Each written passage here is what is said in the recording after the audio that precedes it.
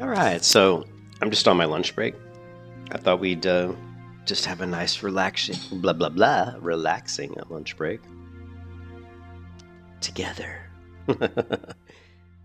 But yeah, I know that Vols did share something in the Discord where let me go ahead and pull that up. Let's see if I can find it. Here it is. I don't even know what my X account is. I think I have one, but I hardly ever use it. But there was a post that came out today, 5 a.m. actually, says it's all coming together to get ready for the gameplay trailer. So it looks like we are going to be getting a Turtle WoW Unreal Engine 5 gameplay trailer. And I already streamed another content creator who had access to some of the footage from this, and really it just looks like regular World of Warcraft. I mean, the only difference is they've got a different grass texture, but you can see in one of the posts here they're talking about it's tough to find a balance between different types of styles of grass that they were thinking about, creating. So they obviously are trying different visual looking, grass that looks different. I mean, really, to me, these are just look like lighting changes. They can't stray too far from the legacy mode trees, but the UV5 team's patching up the truly cursed ones.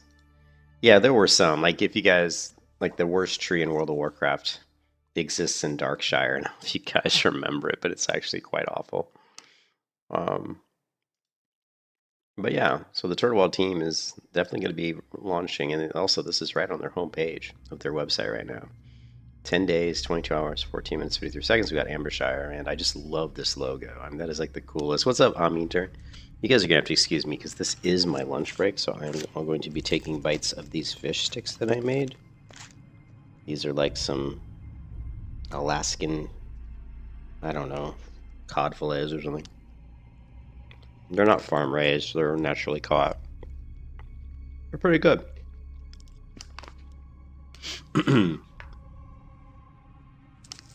But I just love the font and the kind of the theme and style of the logo they came up with for that server is really fantastic.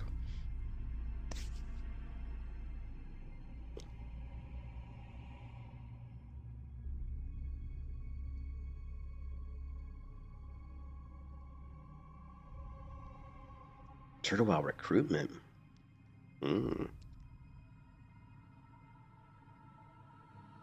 Wow, their team's comprised of more than 100 developers, game masters, artists, modelers, writers, designers. Wow.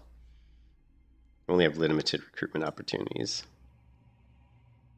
Currently recruiting none.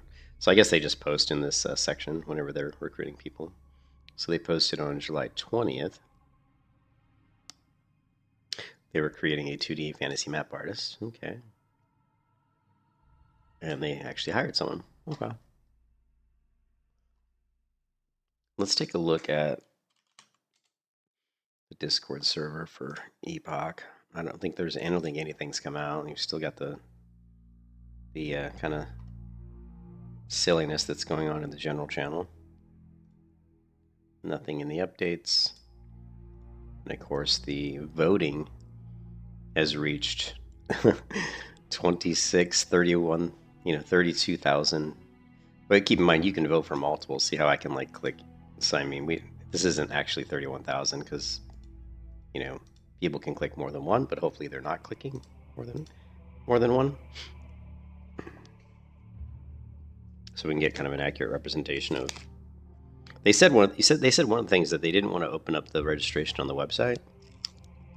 Is my voice coming through? Yeah, it is. They said they didn't want to open up the registration website because they were afraid that too many bots would come in and just spam the poll.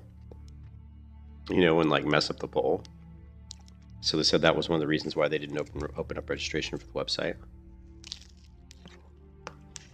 Which makes me think that they must be opening up the registration for the website before the servers launch again.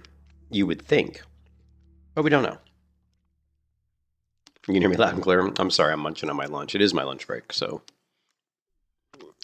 But I forgot a napkin. But, well.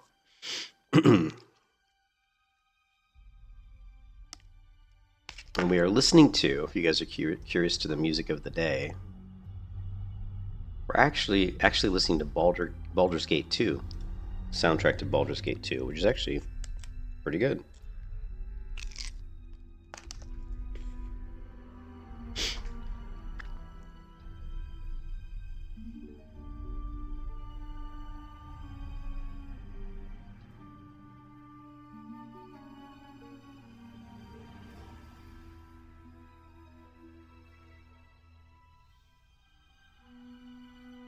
I don't really know what this radio DJ thing is. They have like this musical shit. This is how our setup looks while I'm live. Look, these guys obviously have a hard job. I mean, he's drinking wine while he's doing his music. It's quite the tower he's got there. I know what keyboard that is. I can't remember the name of it, but I know what keyboard that is.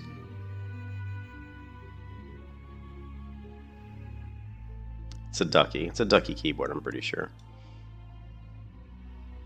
You had to turn up your volume? Oh yeah, the music.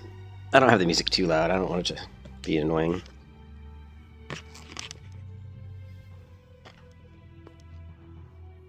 Yeah, Turtle Wow has some sort of DJ thing.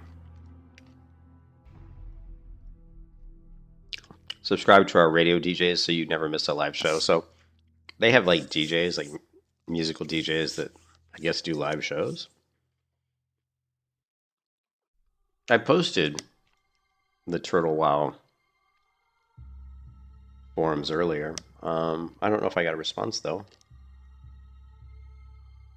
I can tell you that I didn't get a response on Return of Reckoning, which was a little disappointing. I had asked the question. I was having trouble getting Reshade working with a new Vulkan renderer, and I just said I'm having issues getting Reshade to work with Realm of Reckoning, and I said if anyone would help, I would greatly appreciate it. I didn't get a single response, so that doesn't really bode well for how friendly. You got to realize that the Return of Reckoning server's been up for a long time. There's probably a lot of people in here probably are. You know, the longer communities are up, a lot of times, the less friendly they are. That's what I usually find. When communities are newer, they're a lot more friendly. It's kind of like how MMOs, when they're new, people are friendly. Because people don't know everything. They don't know everything there is to know about the game. So they're friendly. But once they know everything they know about the game, then they cop a attitude and feel like they don't need to help any because they already know everything and they don't need to help anybody. Which is kind of shitty.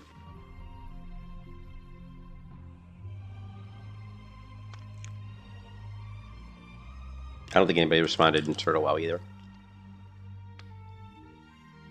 I posted this Torta UE5 trailer, please, because they said they're going to be putting out a trailer for Turtle Wow 2 soon, but we don't know how soon. So I did get a response from Torta, which was really surprising. I actually had messaged Torta because I used to talk to this person, you know, way back in like 2018 when Turtle Wow was still pretty new. And I messaged him and I said, test, please ignore. And then I said, I guess your original Torta Discord account is gone because I could see that this account was new. See, it says member since 2024. So that was kind of funny. But they responded.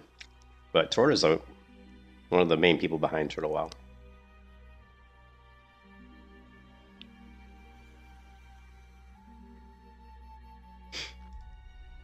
So we're all just waiting.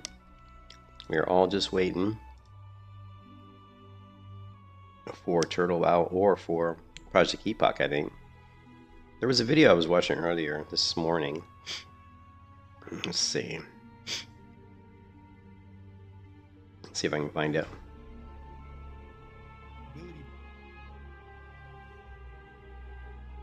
Ebonheart clips.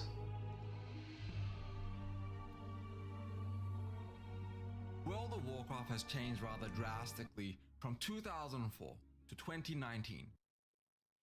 He did a video. The real reason why all Classic WoW streamers went to old school RuneScape. Which, you know, I think people, they're just bored of WoW, to be honest.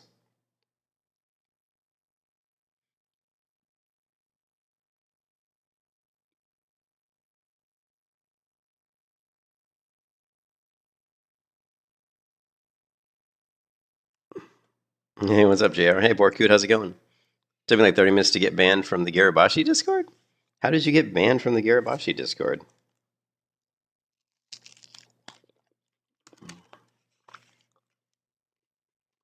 I actually have a Razer Black Shark version too. I have that headset, Borkut. I've got the white one. I don't use it though. I'm still using my 7.1 Kraken Chroma, the version 1, which they stopped making like 8 or 10 years ago. I just buy them used off eBay because I love the microphone on this headset so much. The Razer Black Shark version 2, the microphone's not quite as good as this one. It's pretty good. And if you watch reviews on YouTube, they'll say it's like probably one of the best gaming microphones ever. They'll tell you that, and it is a pretty good microphone, and it's better than other. I'd say it's probably one of the better microphones I've used, but it's not as good as this microphone. But you can't buy this headset anymore, so you can be playing that while you wait for Epoch. How did you get banned from the Garibashi Discord? Again, excuse me, I'm eating my lunch. This is my lunch break, so.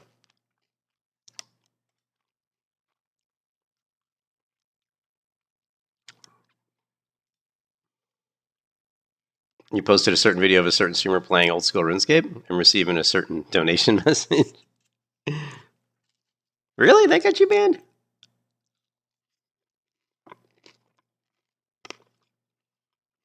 I wonder why that got you banned.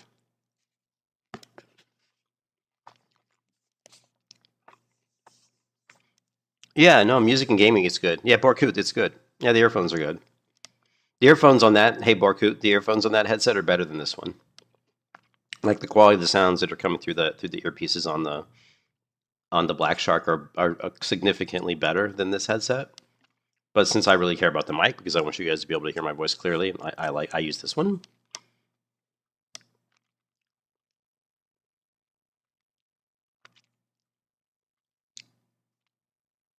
Use the Still series. Cool. Mic sucks. What's up, Vals?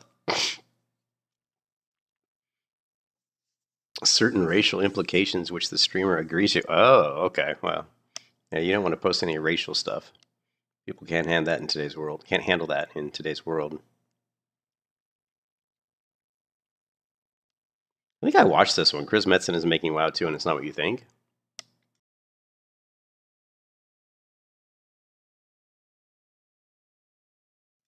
You hate orcs? You just don't like them?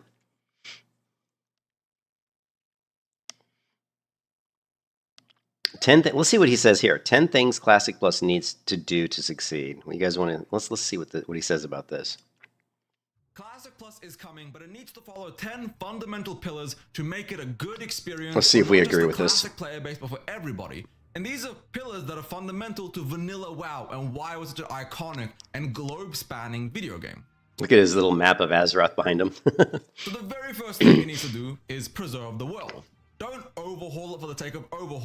I always feel bad when I see streamers with these crappy like gaming, like Secret Labs gaming chairs. Because I'm sorry, guys, and I feel bad if any of you guys have a gaming chair, but they're totally like a ripoff. Like gaming chairs are really bad quality chairs. Holding it like Cataclysm did. Gamescom. The world does need touch-ups. They need to improve upon it, but they need to they're expand garbage. upon the existing things that live and breathe within Vanilla's world. Yeah, see, that's he's 100% true here. Yeah, you need to expand upon. You need to take Vanilla WoW and not change kind of how it feels or how it plays. You just need to. Yeah, office chairs are better. You just need to basically add new content to it that's interesting and kind of ties in with the existing content and you need to fix things. Obviously fix things that existed in Vanilla WoW with certain class talents and stuff, which a lot of those get fixed in the TBC talent tree, which is why Project Epoch is going with the TBC talent tree. And then you need to also, start addressing some of the shortcomings of Vanilla WoW, and there's quite a few. I mean, I think the biggest shortcoming of Vanilla WoW, and Valst, you know what it is. You can't make a bow, man. I can't even craft a bow. How can you have an MMO where you can't craft a bow? but the profession systems need a lot of work. They're a little bit, they're good, but they're a little bit old. They need a facelift. You need I know it's the biggest meme ever. They need a facelift. So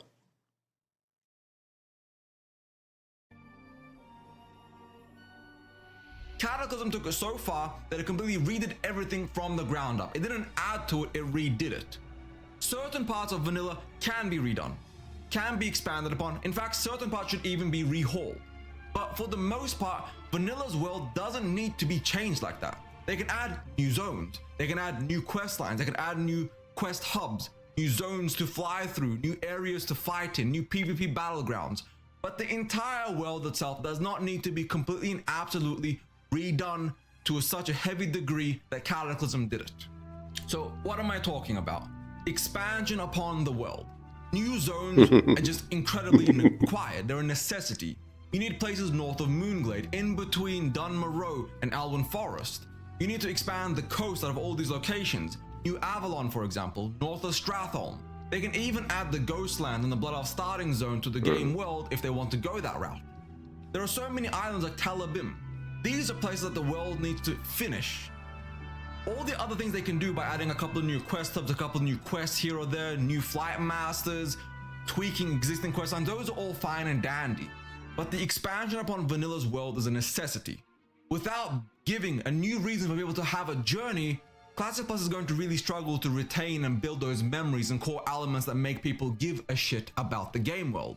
Well, I think the one thing I don't want to see Classic Plus do, and this is the thing that probably what Blizzard will do, when Blizzard does Classic Plus, which I think is where they're going to screw up, there's two ways where I think they're going to screw up. One is they're going to just naturally have this feeling of wanting to progress into the content that they've already created.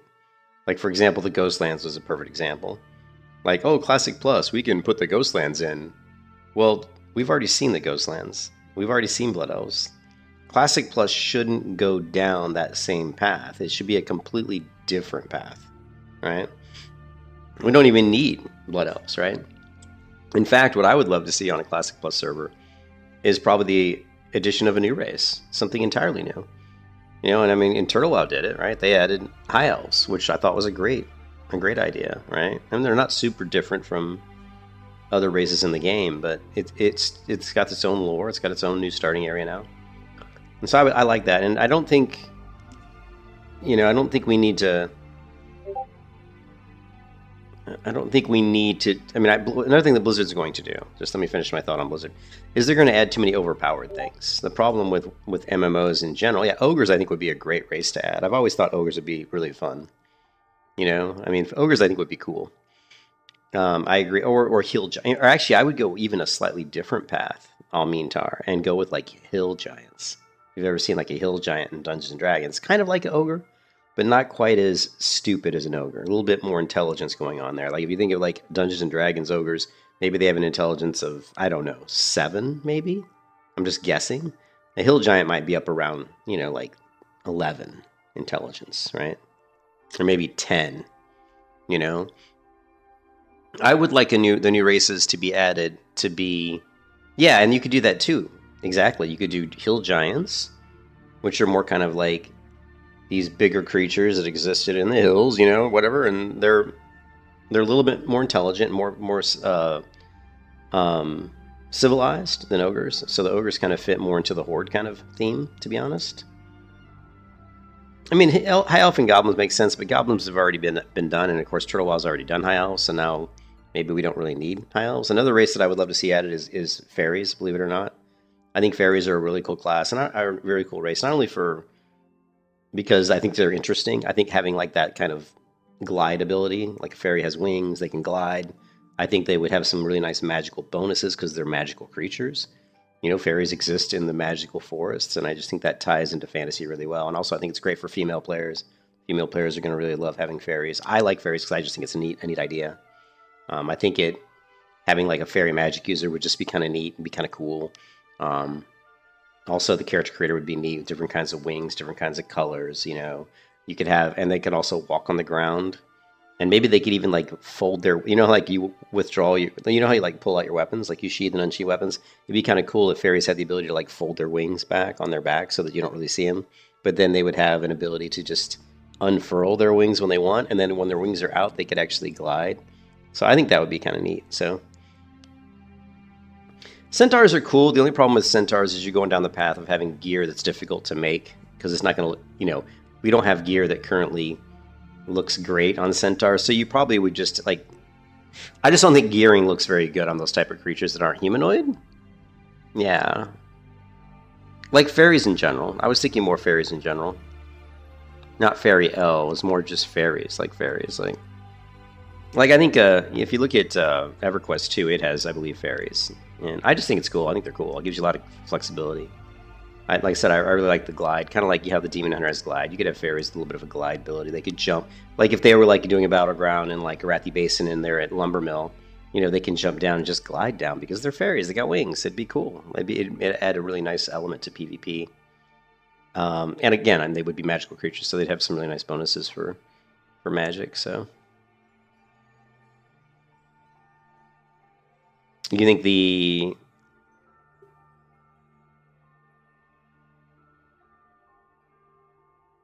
you don't think that the night elves and gnomes should have been included? Do you mean, what do you mean, Vals? Do you mean included in WoW in general, or do you mean included in like Turtle WoW? I mean, what are you talking about? Just World of Warcraft, blah blah blah, World of Warcraft in general?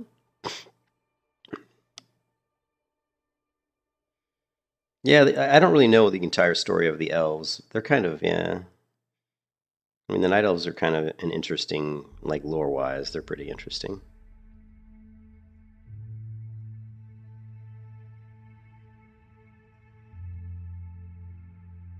Yeah.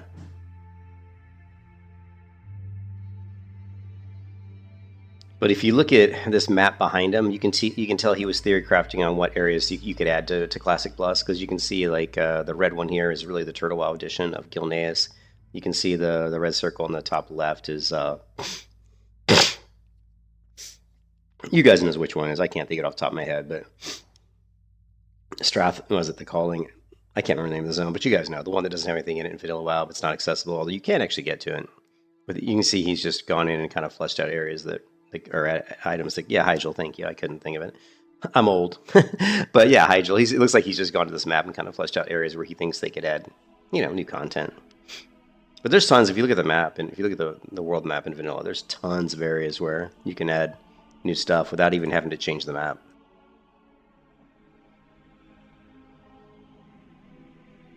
The second thing is progression through the world. Not through a vertical power slice where, oh, you're done with this raid tier, let's go to the next raid tier, let's go to the next raid tier and the next raid tier. Progression through the world, where the world matters, where you want to go back and do old content, where you want to live and breathe in the raids and the dungeons you are completing. People run MC and Onyxia all the way into AQ and Nax. In fact, people will keep running MC for Thunder Furies even when they get towards Naxxramas in Classic. Not everybody, but a lot of people do, because there's value to a lot of the items that drop in Molten Core. The Onslaught Girdle, the Thunder Fury, the Quick Strike Rings.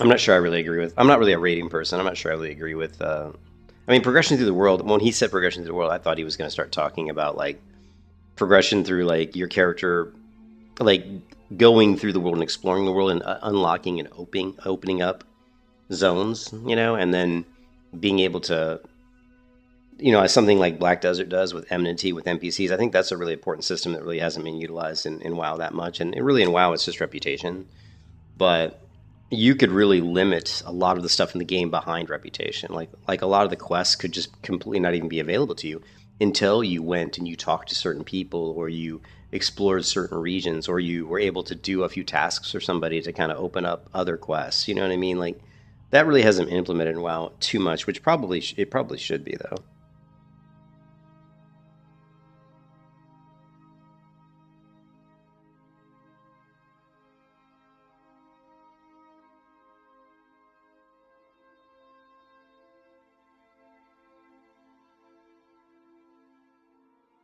Even warlocks are supposedly working with the Verdict Legion. There's the lore really overlaps a lot. Like Blizzard, I think Blizzard, especially the longer that WoW's been out, the more they've confused the lore and kind of turned it into this rat's nest of, you know what I mean? It's not super clear cut where all the loyalties lie. And there's been a lot of overlap where the Horde allied with the Alliance to do something, and then they stopped being buddies, best buddies, and all those shenanigans. Instead of Which focusing I on don't agree with. I don't really agree with that because I think that making things like Horde versus Alliance and just keeping it that way, I just think it's better. I think it's simple. I think it makes things clear. I don't like the idea of like, oh, we're friends today, but we're not friends tomorrow. Oh, we're friends again. You know, that kind of stuff. focusing on adding, oh my god, here's a brand new raid tier. It is now 50% stronger than Naxxramas. They should be adding in reputations, extra world bosses, extra smaller raids, more one-off or 3 boss raids. Well, I think when you talk about world building, right? If you're talking about making an MMO and you talk about world building, it really comes down to logistics. It comes down to, like, if you think of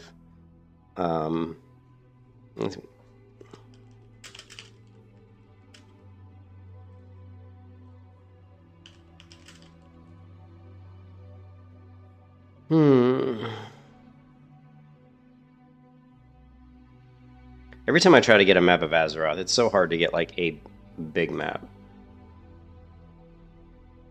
Here, hold on a second.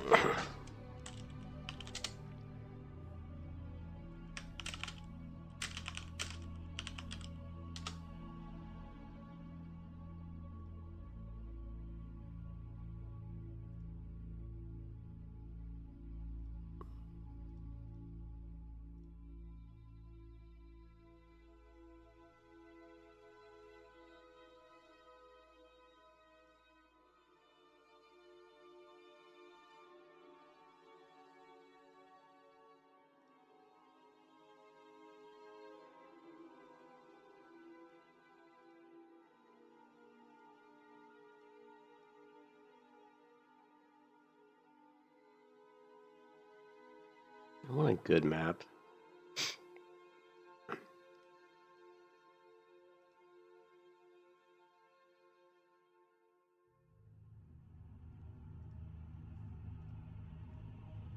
Actually, this is a pretty good one.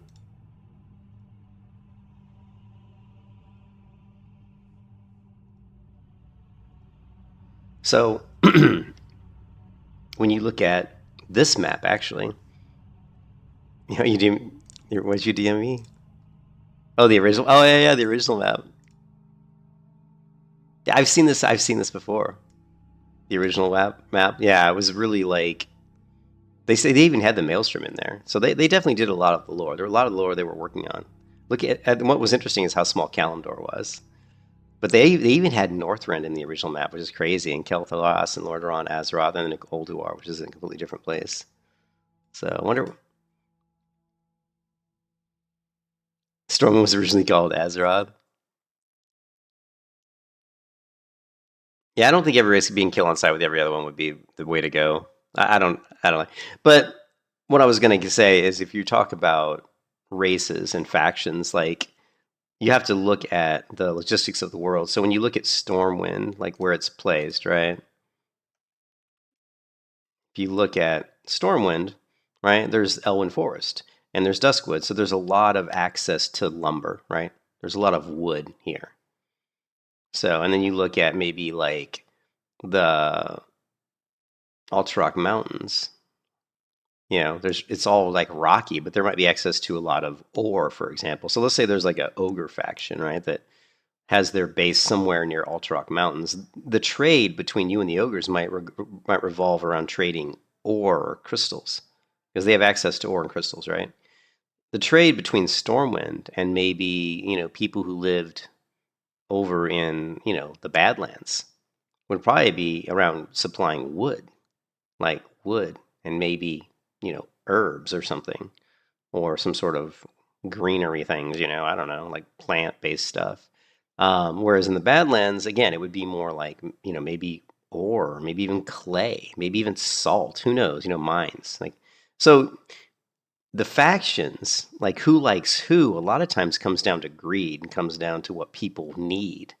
Like, if you are in a certain area and you have an abundance of lumber and there's another faction that lives in an area that has no lumber, they may resent you because you have a resource that they need, especially if you're not willing to trade that resource to them on any kind of on good terms. Like if you're trying to, you know, really rape them over the coals financially, then they're not going to like you. So you can think about the world of a MMO and look at it from a logistical point of view is what people have um, what are their skills? When you think of like Lord of the Rings, for example, the hobbits were really good at raising plants, but they were also good at making, having that tobacco leaf, right? They did the long leaf tobacco leaf, which was considered the best, smoking pipe weed in the area. So that was something that the hobbits could sell as a good way to make money was their tobacco leaf. You know what I mean? So yeah, so I'm just saying like the factions shouldn't just be made up willy-nilly. They should be grounded in the roots of some sort of systems in the world that have a basis on how these people and creatures live. What are their things that they trade? What kind of things do they manufacture? How do they live? I mean, do they manufacture like maybe there's certain people like in Ironforge? You talk about in Dungeon or in Lord of the Rings, they talked about the dwarves being great craftsmen, great miners. So maybe the dwarves were very sought after because they made really good armor, or maybe they made really good weapons. Whereas maybe some people, like a faction that lived in the wetlands, were excellent at crafting bows. Or maybe they were excellent at crafting leather materials from all the different types of leather, the dinosaurs and the gators and stuff that they killed and skinned. They were able to craft really, really good leather goods. Maybe they were really good shoemakers. I can't remember what you called the old shoemakers, the hobblers or whatever. Maybe they're good at crafting, shoes. I don't know. But anyways, you just have to try to think about that, like, and try to root the factions and who likes who and who doesn't like who, because usually it comes down to in any like cobblers. I think I did say cobbler day. Yeah, but cobblers. It really comes down to like in any kind of real society, the people that go to war with other people. It's usually over resources of some kind. It's not like, well, you burn down my Teldrassil or something, which of course in a fantasy world that could be the case, but so I think that's something you should consider. Like Onyxia, for example. Those things there add to the world, add to the progression without taking away from the existing progression. They will have to add stronger raid and stronger gear later on, but it shouldn't be the immediate get-go from the beginning. Molten Core doesn't even have to be the first raid tier. They can add a brand new raid. What they need to do for Classic Plus is they need to think a little bit how Guild Wars 2 does it. Like Guild Wars 2 has a max level, right? And it's always had just a max level. Classic Plus should always be that. They should never raise the level in Classic Plus. It should always be 60. That's my personal opinion. So when you're adding stuff to Classic Plus, it's just new content. Maybe you add some new races. Maybe you add some new, like, some professions or flesh things out. You add new zones. I don't think you should ever really make, increase the level cap. But what I would love to see in a Classic Plus server would be to scale back on gearing as the main form of progression. And I talked about this the other day, but making progression more based on technical ability. And when I'm talking about, like, if a swordsman's a swordsman, the way that he progresses as a swordsman is he gets more skillful at using a sword. That's not tied to what type of sword he uses. That's just tied to his actual ability to use a sword. So as he levels up, and this really goes back to more of a Dungeons and Dragons style system. So as he levels up, his ability to land blows and do damage with a sword goes up, right? He's more proficient at landing blows in maybe the weak spots of an enemy's armor. You know what I mean? Same thing with magic users. As they get more skillful, they're able to learn more complicated spells that do more damage, And so I really don't think, I really love to see Classic Plus start scaling away from gear being the main source of progression. Gear should be rare. Like magic items should be more rare, and they should be like amazing when you find them because they are rare. And as opposed to, oh, I got a purple item, guess what? They're going to release a new raid, and I'm just going to throw this shit away because it always feels like borrowed power. And that's why retail WoW is going down the tubes, because most people are sick of spending hours and hours doing mythic raiding to get a set of gear, and then the next raid tier comes out, and all the gear that you spent all that time getting is pretty much garbage, right? It's just throw it away. People are tired of that, So, and because it's a stupid system. It's a dumb system. And if you change the system to go more towards what I'm talking about, it makes sense. You've taken the time to level up your proficiency as a fighter, right? So you're good at using any weapon because you are proficient as a fighter. It has nothing to do with gear, right? You know what I mean? So you took the time to grind up to level 20, and grinding to level 20 on a fighter would take like maybe, 3 months of in-game, 3 months of playing the game, right? To level 20. And then the other thing you could do is get rid of the level cap altogether. And so it'd be more like a Black Desert thing, though. Get rid of the level cap. Like you'll say you're level 20 fighter. There's no limit to how high you can go, but the higher you go, the more time it takes. And so let's say you get to like level 100 fighter, right? If you get to level 101 fighter, it just means your proficiency is slightly better. It's going to be very small, but you're going to be slightly better. Your crit's going to be slightly higher. Your chance to land blows is going to be slightly higher. Now, this is a very probably controversial topic. I don't think a lot of people are going to want to play a game quite like that, but to me, it makes more sense, right? To me, it makes more sense. And like I said, when I played my gray gear only warrior on a hardcore server, it was just painfully obvious how badly character power is based on gear. You know what I mean? Like if you take a level 40 warrior in classic WoW and you put her in gray gear only, she can't do much. She doesn't do much damage. Like it's insane how weak she is, right? And also the health pool, like all your health is really relegated to your gear. You know what I mean? Like if you look at your stamina, like you only get like so much stamina per level, like Voss is saying. Like for example, if I do a classic WoW warrior and I want to tank like Dead Mines and I'm level 20, typically around level 20, if I've got some green gear, maybe got a few enchants, my health pool is going to be around 1,000. On my gray gear warrior, I probably didn't even eclipse 1,000 until I was probably like level 30 or 35 even, just because I didn't have all the stats that come with all the gear. So it's just amazing how the gear was. It's like Elric of Melnibone. He's completely weak until he drinks his potions to augment his strength and stamina. But without those potions, he's weak as shit. Well, that's the way characters are in WoW, and that's the way characters are in a lot of MMOs. And I don't think that's right, because if you're a proficient fighter, you should be skilled in one-on-one combat. If you've killed thousands of people in your life, then you're good at killing. Doesn't matter what sword you pick up, you're going to be good at using it. So it doesn't really make a lot of sense. Yeah, you're right. The difference between level 16 and 55. Now that it comes down to the way they do the hit rating. You know what I mean? That comes down to how once there's more than a 3-level difference, you're susceptible to crushing blows and the crit goes up. I don't know what the percentage is, but I mean the crit goes up exponentially. Like your chance to crit against someone who's like 3 levels beneath you is way higher than if they were the same level as you. And if they're like 5 or 6 levels beneath you, your crit is really going up a ton, and your crushing blows also will start to land and just kill people. But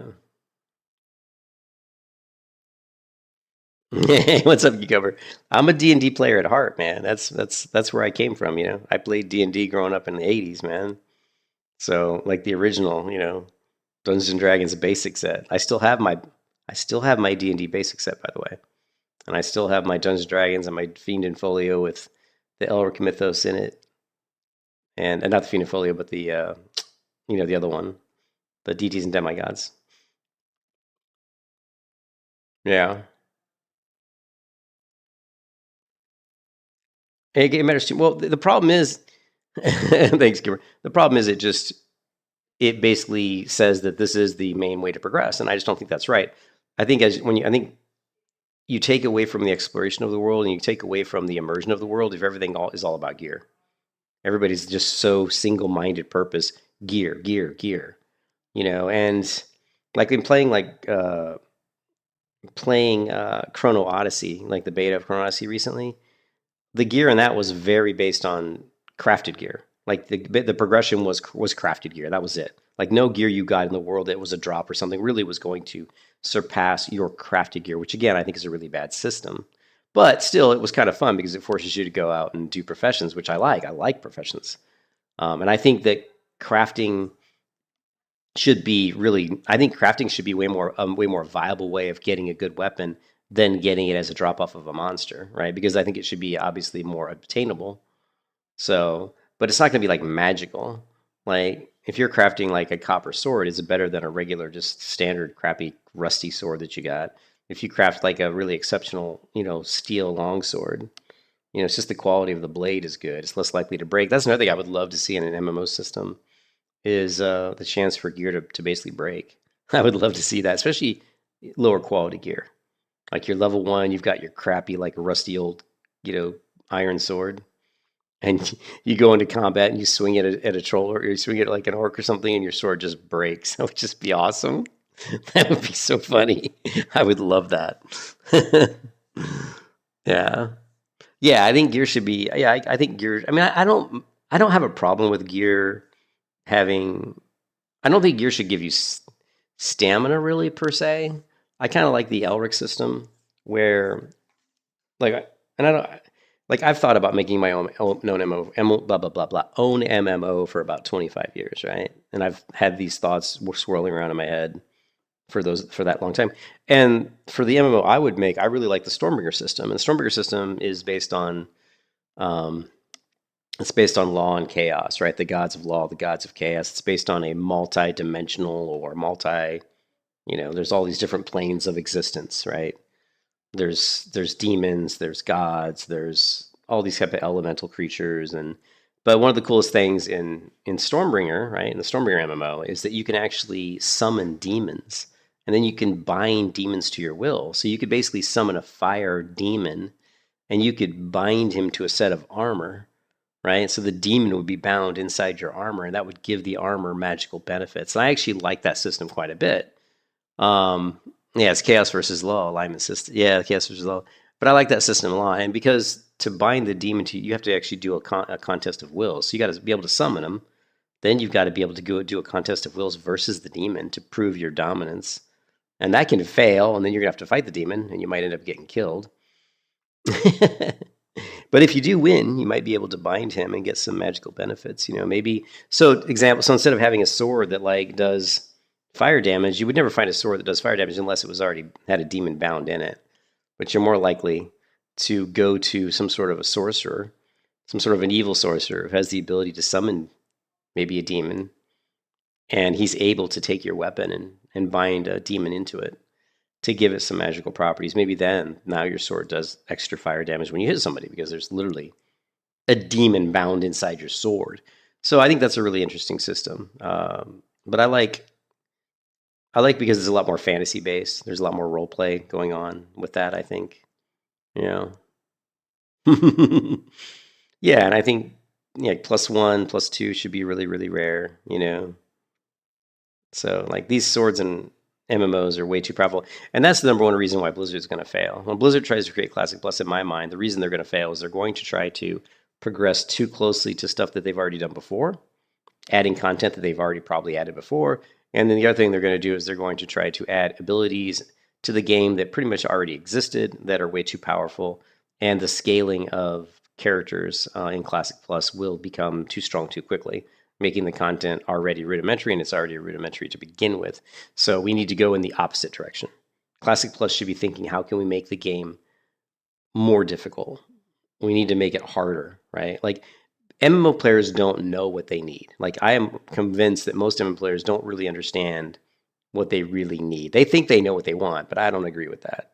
Like I think most MMO players, if you told them you're going to make a game really, really hard, I don't think a lot of them would necessarily be on board for that.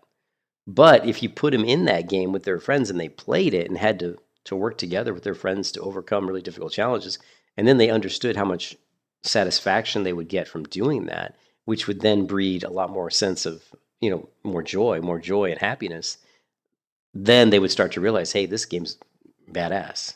This game's amazing. But on the surface, I don't think they're ready for that. But if you force them into it, then I think they would actually realize that it's a better way to go. So we need to go in reverse. We need to scale back on damage, scale back on magic. We need to scale back on progressing too fast.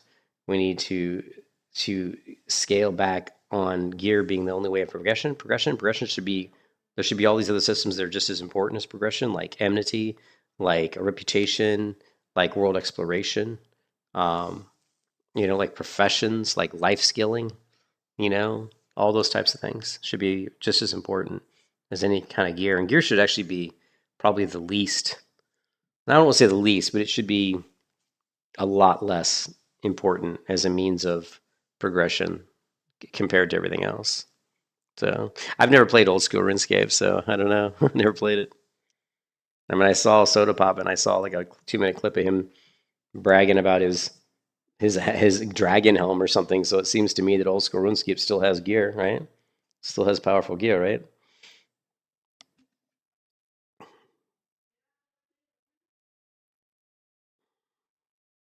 Yeah. Savick played old school runes for like 70 hours to get a magic fire cape.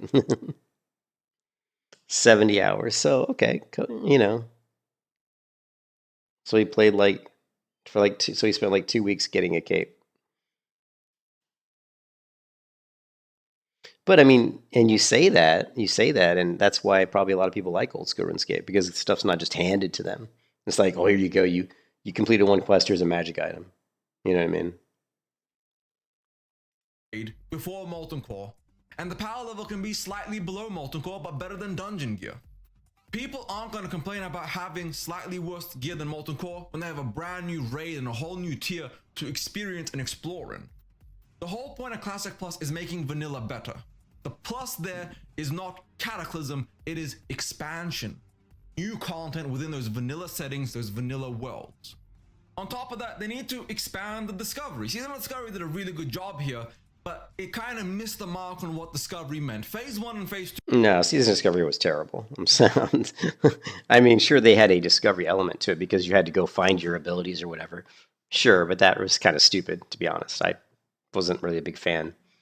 Yeah, Season Discovery was not Classic Plus, and Season Discovery was a hodgepodge, a hybrid mishmash of ideas and crap that they just threw together, pulling like most of the abilities from existing versions of WoW. So it's not like they even like were very original. They just said, "Oh, let's just grab a bunch of these skills that existed across all the different expansions of WoW, and we'll throw them out in the world somewhere, and people have to go through some sort of quest to discover them." Like, wow, you were really. How long did it take you to come up with that one? Were the closest to Discovery than anything else. They looked way too hard at Ascension. Ascension isn't Classic Plus. Ascension is nothing like Classic Plus. Ascension is making the game way overpowered. It's turning WoW into something that isn't WoW. Like Ascension isn't even World of Warcraft. Ascension is a completely different style of game, right? It's more of a I don't know what's a good example, but it's it's a mashup. You know, it's like taking like League of Legends or something and just creating a different game mode on top of it. And saying, well, for this mode, you're going to, instead of having to kill mobs to get different items, right? You're just going to immediately you're gonna randomly get a choice of like 10 different items, and it's random. But the ones that show up are random 10 out of 30 that could possibly show up, and you just have to pick 5 of them, right? Random pick League of Legends or something. It's just another mode. It's another game mode, but it's not really Classic Plus. SOD Plus. It's SOD crap is what it is. New discoveries, little secrets hidden throughout the world. Making your class power tied behind secrets wasn't really the greatest feeling. No, it's not a good idea. But those mysteries, for example, Konsu, was amazing. It was phenomenally well done. Those are the kind of things they need to do with the discovery of the world. Add a shitload of secrets around the world to let people discover. Don't even tell them, just add them there.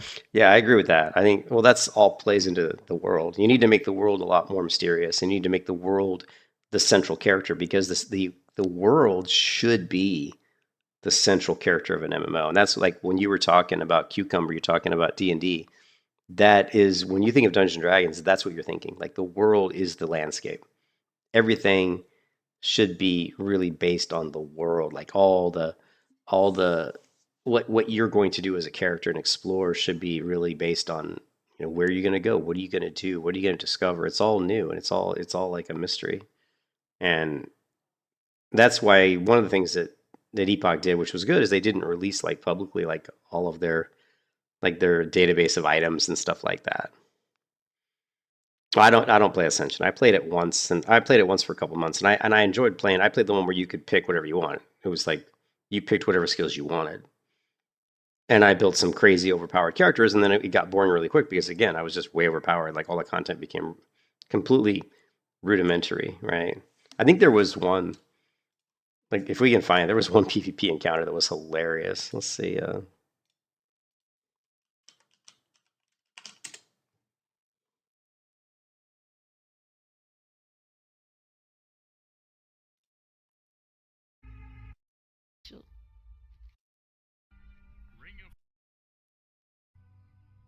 But Juggernaut leggings of Juggernaut. but you can see here's my Ascension character, and I've got like, Immolate, Earth Shock, Totems, Lightning Bolt. I've got like, I guess I don't even know what this ability is. Taunt maybe. And I'm gonna use a. Lightning bolts. You might get chain lightning somewhere in there. Zoltan's pulling people. My spec and look at me. Oh, here you're gonna see like some some of the abilities that I have. Stoneclaw Totem, Flame Shock. Age, and I want to go to Arcane, and I want to see if there's any way I can increase. Let's see, reduce. Mind if I do? Revitalize. Of course, I'm running around with a shield, and the one-hand mace. So yeah, it was fun. It was fun to play Ascension, but it was only fun for a certain amount of time because really the game, the content of the world, wasn't developed to handle overpowered characters that existed because of Ascension WoW. It was more like a power trip. It was like giving players this massive, like, drug, saying you can just do whatever you want. You can create whatever character you want, and you can be as powerful as you want. Yeah, what's up? What's up, Go Joe? Go Joe Joe Go Hardcore. You can't believe it took you so long. Yeah, I'm ready for Epoch. Definitely ready for Epoch. I'm just curious how bad the second launch is going to be. It could be bad, We'll see. But yeah, Ascension WoW was like it was cool because I think it's fun to be able to have access to abilities across all classes because it's really neat. It's like, but it's so overpowered. Like you could be a character that can stealth, that can backstab, and yet you could cast like healing spells like Renew. You've got the shamans like Earth Shield, and you can just. I mean, of course, for me, like because I love tanky, like kind of tank type classes with sword and board. I was able to build a kind of a support character that was pretty much almost unkillable. Like I did some really fun PvP encounters with other people in Ascension where they tried to kill me, and I never died in PvP. Like in Ascension, while no one ever killed me because I was like unkillable. And could I kill other people? Yeah, I could kill people that were built out for DPS. If you were built out just to do DPS, I would kill you because I was just too hard to kill. But if I ran into other people who were also built like me, then it was just a stalemate. It was just pretty much a stalemate. But so it was fun, but it doesn't last. It doesn't last. There's no class identity, right? Class identity is definitely, yeah. You have to have class identity. You can't be like someone who's got healing and tanking and damage, and it's like that's not class identity. That's crazy, right? Like again, I always talk about this. But you don't have to go anywhere. All you have to do is look back at Dungeons and Dragons. And Dungeons and Dragons, the very beginning of D&D was, what was it, like cleric, fighter, mage, maybe thief or something. You know what I mean? Cleric, fighter, mage. Maybe what were the original classes in D&D, right?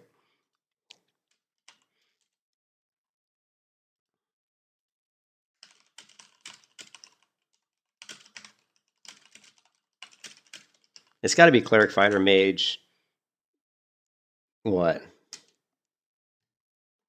The original Dungeons & Dragons class in 1974. Core classes were fighter, magic user, cleric. See, I was right. It was just cleric, fighter, magic user. Ah, see, look, there you go. It was fighting man, the archetype warrior, magic user, and cleric. And then the first expansion added thief and paladin. So after 1975, Greyhawk's supplement, you had fighter, magic user, cleric, thief, paladin. And so my point is that's class identity. I mean, these guys have specific roles, like cleric's a healer, right? But they could also fight. Magic user, spellcaster, thief, stealth, traps, picking locks, paladin, holy warrior.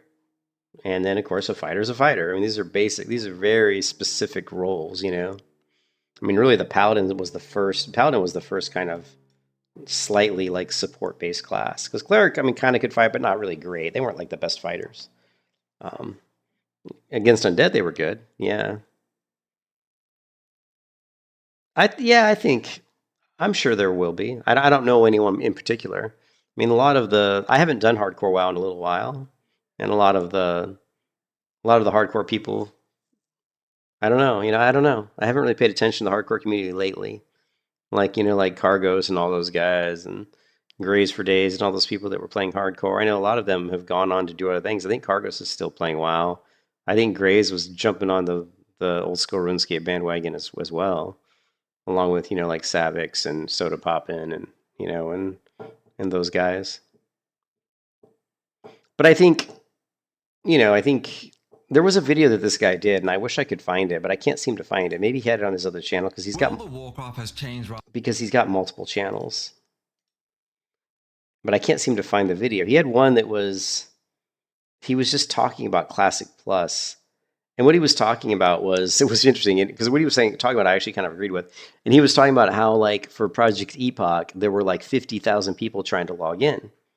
And he said that when you think about private servers in general as compared to retail servers, like how many people play retail World of Warcraft versus how many people play private servers, he said it's probably like 10 to 1, right? There's probably 10 more people per one private server in retail, right? And that a lot of the reason is because a lot of people don't know about private servers. A lot of people don't want to play private servers. A lot of people are streamers or content creators, and they can't stream on Twitch because it's a private server. So his point was, if you think there's 50,000 people that jumped into a private server, take that times 10. What is that, like 500,000 or maybe even 1 million people that would want to play Classic Plus? So the point is, Classic Plus has there's a huge market for Classic Plus. So like huge, like really big. And but I don't know.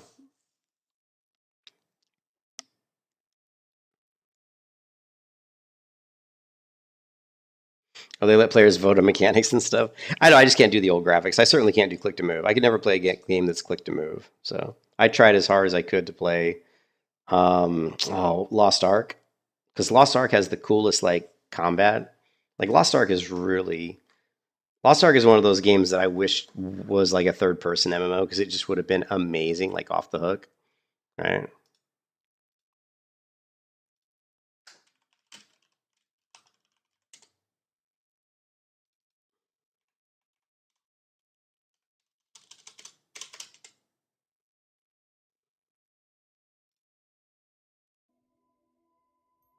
So here I am playing Lost Ark on the Russian servers, right? This is when I was playing. I think this is before Lost Ark was released in the US.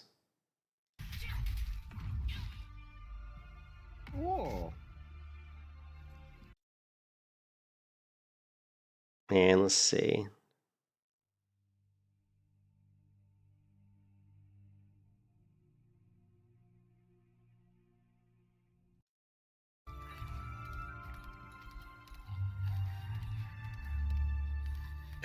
I want to get some combat here.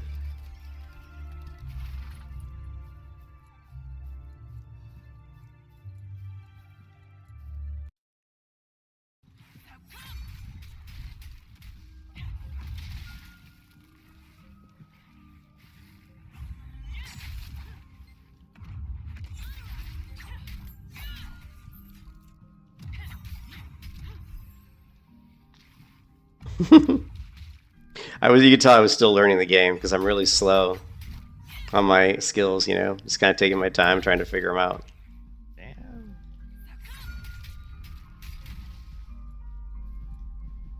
You can see like how little my day.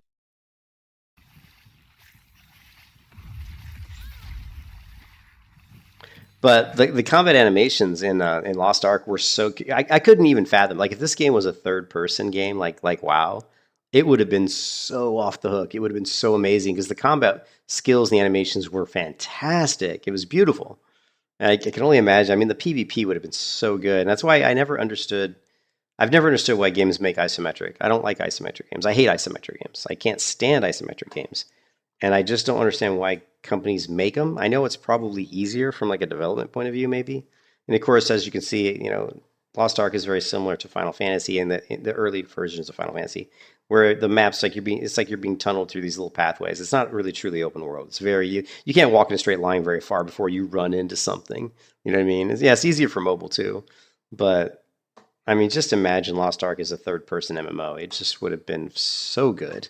The combat would have been unbelievable.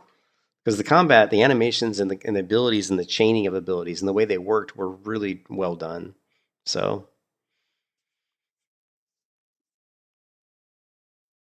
you would think so. I mean, I always thought that too, GR. I mean, like, theoretically, because really isometric is just a fixed camera. It's just fixed. Like if you take the camera, because like in a third person game, the camera is basically just attached behind you. You know, when you move and stuff, the camera kind of moves with you. So you would think you could just change the camera position. But there's more to it than that. But you would think it would just be the camera position and then putting in the, you know, the WASD. I mean, you would think that's all it would take. Because when you talk about like, you know, objects and things that are created in the world, it's all still the same thing. You're still going into a game engine and creating the rocks and creating the grass and, you know, you know, it's all has to be created and laid out. It's all there. This is not, you know, the ground isn't angled. It just looks angled because of the camera view, right? So you would think it would just be changing the camera angle. I've never understood that. And that's the other thing too is like if it is that simple, JR, why don't they make a third person version of isometric games? So there's got to be more to it. And I'm not a game developer. You know, there's got to be more to it than that. Oh, I have to go back to work though, guys. My lunch break is pretty much over. So I have to get back to work. But anyways, yeah, but I thought Lost Ark has some great combat animations, so. But we're still waiting on Project Epoch. We're still waiting to see on the when they're going to release the servers. We don't know. So, and we haven't heard the update on Turtle WoW, but there's going to be some sort of Unreal Engine 5 Turtle WoW 2 gameplay trailer coming out, hopefully today. Yeah, this is just a lunch break stream where I was just streaming while I was eating my lunch. But yeah, no problem, man. Hope you guys have a good day. And I probably won't be streaming tonight because I'm really tired and I need some sleep. So, so if I stream tonight, it'll be a very quick stream because I just want to get some sleep. But I'll catch you guys later, man. Peace out. Peace out.